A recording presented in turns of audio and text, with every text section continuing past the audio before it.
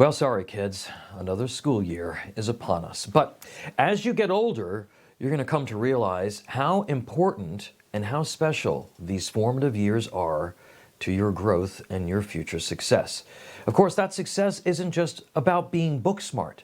It's also about having street smarts and common sense. It's also about growing into a person who understands relationships and how each of us as individuals can impact other people and our world. That's conscientiousness, responsibility, follow-through, self-control. These are critically important aspects of being a successful person.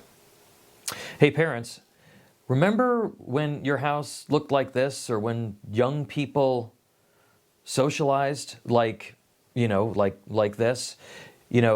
Does your dinner table or living room look like this today? With people doom scrolling on their phones, barely looking up, barely speaking. Well, you know what? You're not alone. A new Understanding America study has shown that all of those traits that I mentioned have fallen off a cliff for young people. While those positive traits are declining precipitously, the study also showed increases in neuroticism and decreases in sociability compared to older Americans who grew up before the era of social media, the internet, and so-called smartphones. American young people are also becoming less extroverted, according to the study, a drop of more than 10 points from the middle of the last decade. It used to be in any group about half would be extroverts and the other half would be introverts. Not anymore.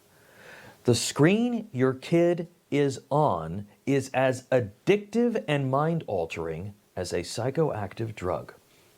They're dulling the aspects of who we are that help form strong interpersonal relationships, generate the intellectual curiosity that spurs innovation, and the drive to work hard, not just in a chosen profession, but in how we grow to be reliable people for each other.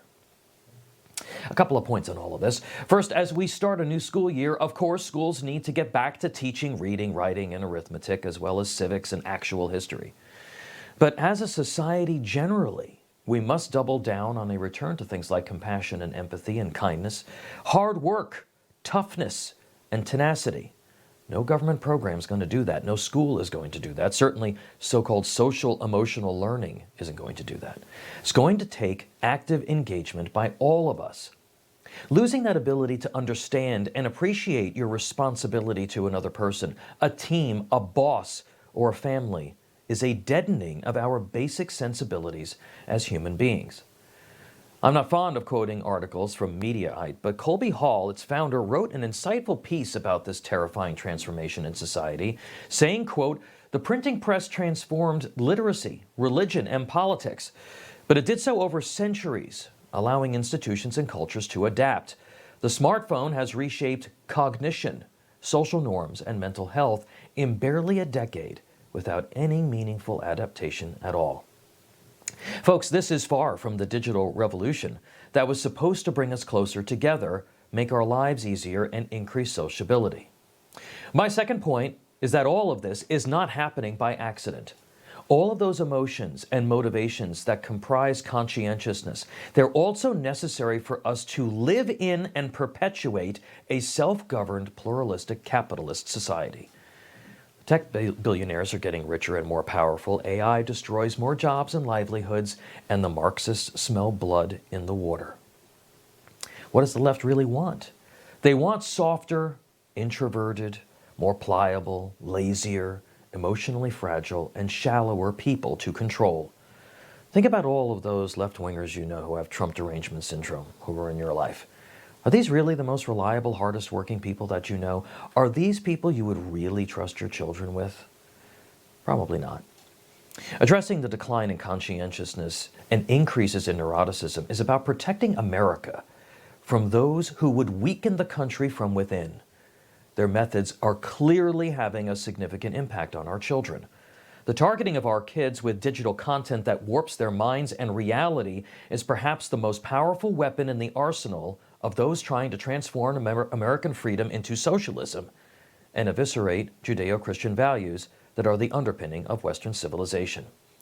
So many of us, myself included, over these last number of years, have been guilty of playing into the hands of the left by turning a blind eye to the impacts of screen time.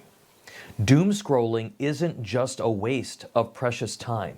It is a capitulation to those who want to remake our civilization. Let this be the school year. Those of us raised to be conscientious, hardworking, and relationship-driven fight back by saying no more often and setting tougher guardrails on screen time and limiting the use of digital media. The screens are making our young people lose important pieces of their humanity and their connection to American values. Allowing that erosion plays directly into the hands of those both foreign and domestic who want to weaken this country. Information. Truth. Is freedom. Is Newsmax. It's real news for real people.